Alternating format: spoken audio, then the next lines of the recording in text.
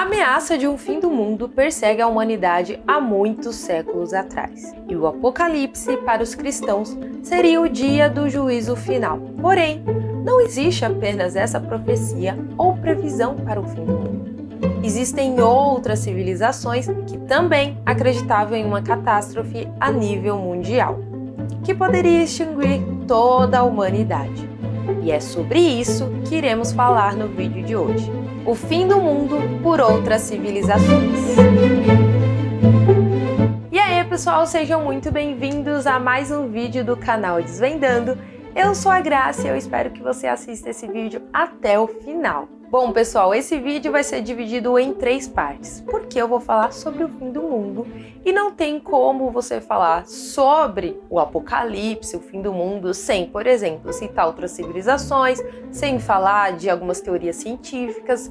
Então, eu decidi separar em três temas mais ou menos. Então, esse daqui vai ser sobre outras civilizações, então fique até o final para não perder nadinha desse vídeo. E como vocês sabem que eu gosto de falar sobre os vikings aqui, não é? Já fiz um vídeo sobre Valhalla e falei aí um pouco da mitologia viking. E bom, eu pretendo mais pra frente falar um vídeo só sobre todos os deuses nórdicos, vikings, mais pra frente ainda. Hoje eu vou falar um pouco sobre o Ragnarok especificamente, que era como os vikings viam o fim do mundo. Eles esperavam o fim do mundo desta maneira, como o Ragnarok é relatado.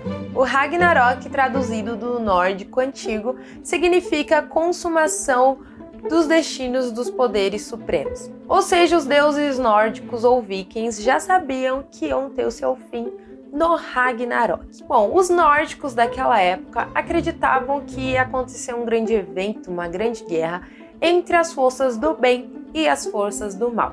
A consequência desta guerra seria o fim de Midgard, ou seja, o plano dos humanos, o mundo dos humanos, segundo a mitologia viking. Essa destruição teria como lado da força do bem os deuses que habitavam em Asgard, Odin, seus filhos, Thor, enfim. E contra eles teria ali Loki, com seus filhos, juntamente com um gigante de fogo chamado Surtur. Após toda essa batalha, o mundo seria consumido por fogo. Quem teria mandado o fogo seria um demônio. Eu vou colocar o nome dele aqui, porque eu não sei pronunciar. Em seguida, depois de todos esses acontecimentos, surgiria um novo mundo, onde imperaria a paz e a harmonia. E bom, tem alguns sobreviventes desse conflito. Alguns filhos de Odin dizem que alguns filhos de Thor também sobreviveriam a esse evento. E um casal de humanos seria Lif e Lif-Tarassur. E eles teriam uma missão de repovoar a Terra, Midgard, o nosso plano, o plano dos humanos. Provando assim que, apesar de todo esse conflito, de um fim do mundo, não necessariamente seria um fim, né? Eles acreditavam em que depois o mundo ressurgiria de uma maneira mais harmônica. Aliás, isso se repete em muitas outras civilizações. Todas as que eu li, que eu estudei, tem muito disso, que após o fim do mundo, o mundo ressurgiria, tipo, repaginado, sabe? Agora vamos falar do fim do mundo para o hinduísmo, que teria surgido mais ou menos por volta do século XVIII a.C. O fim do mundo para os hindus se chama Kali Yuga. E esse período acontece por um ciclo de 4 etapas. Pessoal, os hindus, eles acreditavam que o tempo era cíclico e não linear como muitas outras religiões. Mas também, assim como os vikings, né, fazendo aí um paralelo, eles acreditavam que o mundo ia ressurgir, né, já falando aí do final do que aconteceria no Apocalipse hindu, no Kali Yuga. De acordo com as escritas hinduístas, o Kali Yuga, o Apocalipse, o fim dos mundos, do mundo, para os hindus, teria aí muita associação com o tempo em que vivemos hoje. Porque o último ciclo, ele representa muita coisa que a gente vive hoje. Por exemplo, falta de cuidado com o meio ambiente, bom, muita guerra, fome, degradação humana, moral, social, cultural, muita coisa que se assemelha com o que os escritos hinduístas falavam. Em resumo, seria então uma decadência humana. Mas tem uma coisa que chama muita atenção entre esses escritos, que seria um distanciamento entre criador e criatura.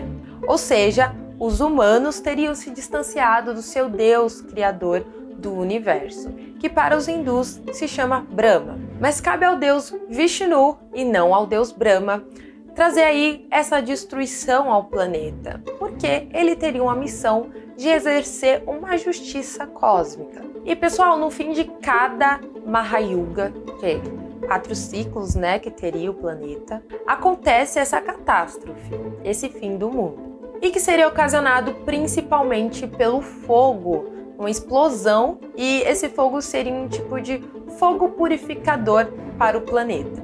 E depois dessa destruição, ocorre um período chamado Satyayuga, então a Terra ressurgiria para sua Era de Ouro. E as pessoas que ali estariam vivas seriam os mais justos entre todos e viveriam 10.000 anos de felicidade, enfim, harmonia, como vocês já viram em outra civilização aí que eu falei anteriormente. Lembrando que eu tenho total respeito por todas essas religiões que eu vou citar aqui. E não, eu não estou falando que elas são totalmente parecidas, que, nossa, é a mesma coisa que os vikings ou os celtas, não. Isso daqui é só um paralelo para dizer que todas as civilizações, ou todas não, a maioria, tinha um ponto em comum que seria, quem sabe, aí um fim do mundo. E talvez esse seja um sinal para a gente estar mais atento ao nosso planeta, tudo que está escrito não acontecer de fato, ok? Em resumo, aí no Kali Yuga a Terra seria queimada e ressurgiria como um novo mundo. Agora, pessoal, vamos falar sobre os gregos. Os gregos têm aí um grande conto de que Zeus teria matado a humanidade com o quê? Com um dilúvio. Sou um pouco familiar para você, eu sei.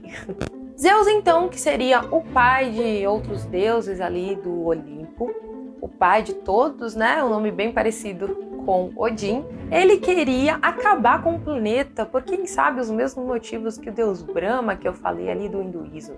Ele pensou em extinguir a humanidade com o quê? Com relâmpagos, com raios, enfim.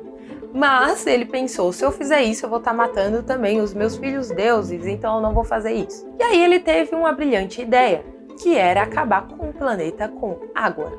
Então ele ordenou os ventos que levassem nuvens negras para o céu, e ali jogou relâmpagos que rasgaram as nuvens e criaram tempestades imensas e inundaram a terra. Mas como se não bastasse, ele chamou quem? Poseidon. Poseidon, um dos irmãos de Zeus, que eu já citei aqui no primeiro vídeo do canal sobre Atlântida, ele tinha pedido para Poseidon abrir as comportas aí, modo de falar, mas abrir os mares, oceanos, rios, enfim, e também inundar a terra, não só com tempestade, mas pelos oceanos também. E foi o que aconteceu, ou que vai acontecer. Então tudo, rebanhos, vilarejos, casas, construções, tudo foi inundado pelas águas. E muitos homens, mulheres, crianças morreram nesse dilúvio. E de todas as montanhas, apenas o Monte Parnaso ficou visível, né? Ficou como se fosse uma ilha ali. Então o barco de Deucalião e sua esposa Pirra, Deucalião foi o homem considerado mais justo de todos, ficou ali preso naquela ilha, né? Preso ou salvo naquela ilha, até que Zeus avistou eles e os chamou para o seu templo. E ali lhes deu uma missão de povoarem novamente a terra. Bom, os gregos também não acreditavam num fim absoluto.